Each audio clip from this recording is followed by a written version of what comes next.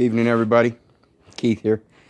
Hoping everybody's having a good day, enjoying life, living life, loving life.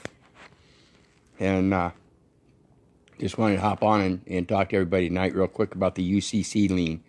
It's the UCC1 filing. Had some questions about that in regards to how it works.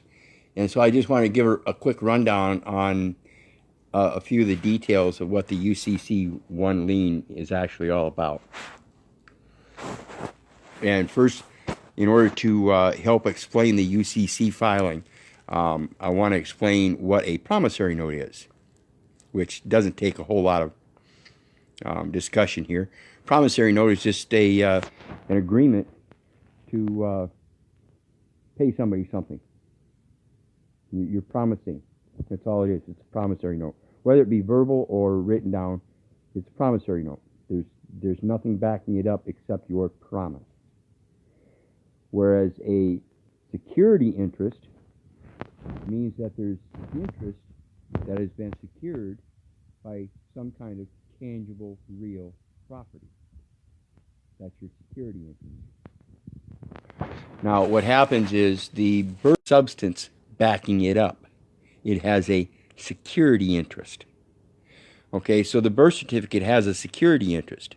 And what happens is the party that has the paramount interest in that secured property is the person, the man or woman that has the name that sounds verbally the same as the title on the birth certificate.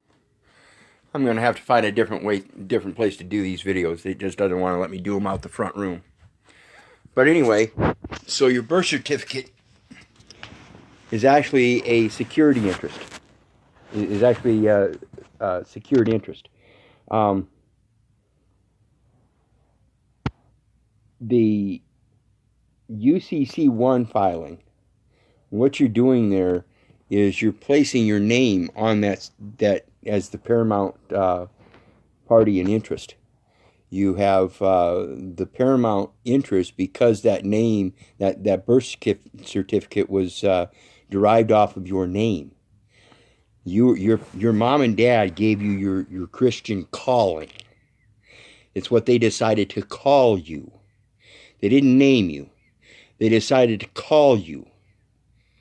Whether it be Bob or Jill or Dana or whatever they decided to call you since you were born, that's what they've called you. Now, I know when I grew up, my mom and dad never called me Keith Orland Little. They called me Keith. So the Orland and the Little are additives. They're added. And the funny thing about adding something like that, in the sense of language, it's called a reduction. So anyway, let's get back to the UCC lien. The UCC filing is actually a lien on that property, that tangible property. What you're doing is you're putting a lien on that, saying that you have the first interest in that. And when you do these UCC filings, they have, and this is what tells you that the style of the documents that we see in the courts is important, because the style that you use on filing the UCC1 lien is very determinate. So when you file these out, you want to make sure that you're using the right style in the right portions of the document.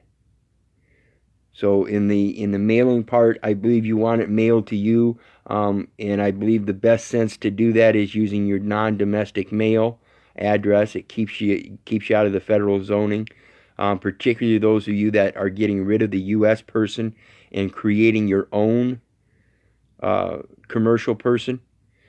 Then you want to make sure that you keep it out of the federal taxing zone, because even a artificial corporate person can be non-taxable if it's operated totally on a private side. So remember that.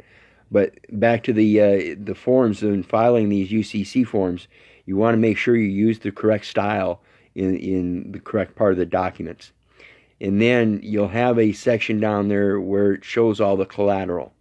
And that's the property. That's the stuff that you have a lien or have an interest in. And one of the things that you're going to put in there is that birth certificate document. That's you're going to place it in there as part of the collateral. And then you can place your automobiles, your children, your property, all of your property.